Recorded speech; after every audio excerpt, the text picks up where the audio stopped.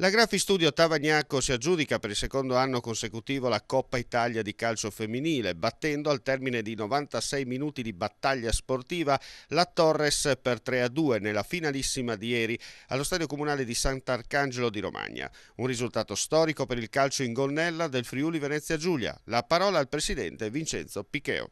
Sì, consacra il calcio femminile in Friuli Venezia Giulia, il grande lavoro che è stato fatto fino ad oggi, soprattutto io parlo soprattutto per la nostra squadra, da tutto il nostro staff societario. Senta, portare a casa nuovamente questo trofeo cosa vuol dire?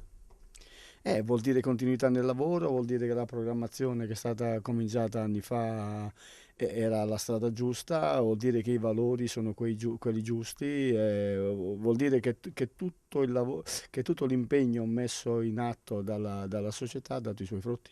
Senta, già si inizia a lavorare per la stagione 2014-15.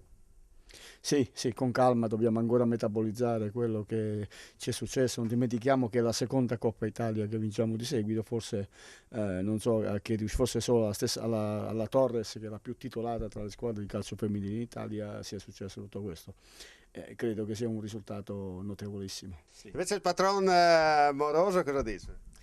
Ma sicuramente che è una bellissima avventura, finita nel migliore dei modi, con questa vittoria, e devo dire un grazie a tutti quelli che hanno lavorato e che, ovviamente per prime a tutti gli operatori, no? Gli allenatori, i tecnici, ma in particolar modo alle ragazze che ieri hanno dimostrato veramente una maturità non solo calcistica, ma la mentalità giusta per voler vincere. Questo. Senta, possiamo dire che non c'è solo l'Udinese?